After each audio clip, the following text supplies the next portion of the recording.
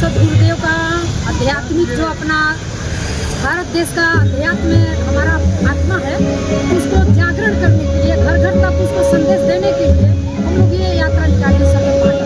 सदगुरुदेव भगवान ये हम सबके मन को कंट्रोल करने के लिए मेडिटेशन सिखाते हैं और आत्मा की शक्ति को उजागर कर देते हैं।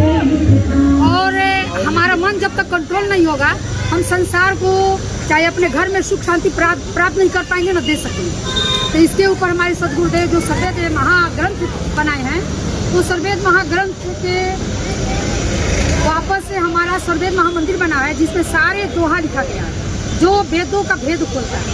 हमारा सर्ववेद महामंदिर विश्व का अद्वितीय महामंदिर है, जिसमें नरेंद्र मोदी आकर के वहाँ भी अपना स्पीच दिए और तारीफ किए कि विश्व का अद्वितीय मंदिर है और रहेगा।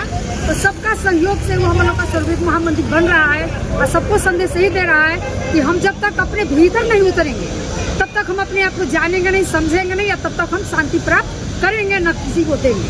होगा युवाओं के माध्यम से उनका भविष्य, उनका मन उज्जवल होगा, पवित्र होगा, तभी वो हमारे देश को आगे लेके चलेंगे, सुख शांति प्राप्त करेंगे और दे सकेंगे। इसलिए बच्चों को भी ये हम लोग संदेश देते हैं कि तुम लोग भी अध्यात्म में जुड़ो और अपने अंदर की शक्ति को जगाओ और समझो, और मन को, जहाँ मन बहक रहा है, उस मन को कंट्रोल करने के लिए अध्यात्म एक मेडिटेशन सिखलाती है। उस मेडिटेशन से सबको हम लोग जोड़ते हैं। ये यात्रा कहाँ से निकली थी और कहाँ तक जाएगी? स्क्वायर रिंग रोड से निकली है और अभी सिलवासा 4 रास्ता होते हुए, किलोनी नाका जाते हुए और गायत्री मंदिर से होते हुए, सौभाग्य होटल के बाद वापस दयात फलिया होते हुए एकदम पहुंचे। ये आप लोग कितने सालों से जो यात्रा निकाल रहे हो? ये हमारा 5वां साल है।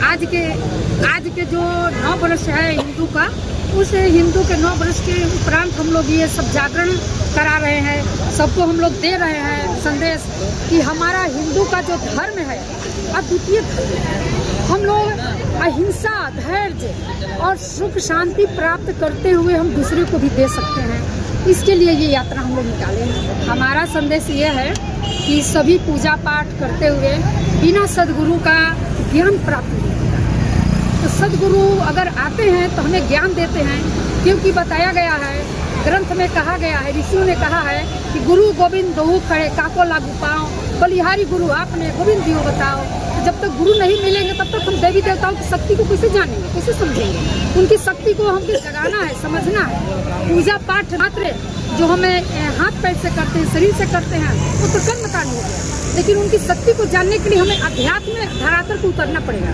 तो अध्यात्म धरातल से उतरने के लिए सदगुरु के कृपा चाहिए, ज्ञान चाहिए। खास करके महिलाओं को क्या संदेश देंगे हम हमारे चैनल के माध्यम से? कि अपना समाज या परिवार को विकास करने में महिलाओं का प्रथम हाथ रहता है। तो महिलाएं जब तक इस ज्ञान को अपने घर में, अपने परिवार में नहीं उतारेंगी, तब तक हमारा समाज, हमारा परिवार कैसे शुद्ध होगा, कैसे सुख शांति होगा? इसलिए महिलाएं जो है, नारी शक्ति एक अद्भुत शक्ति है। बिना नारी शक्ति का सब कुछ अधूरा रहता है। इस महिलाओं के जागरण से हमारा ये देश, ये अध्यात्म आगे बढ़ रहा है।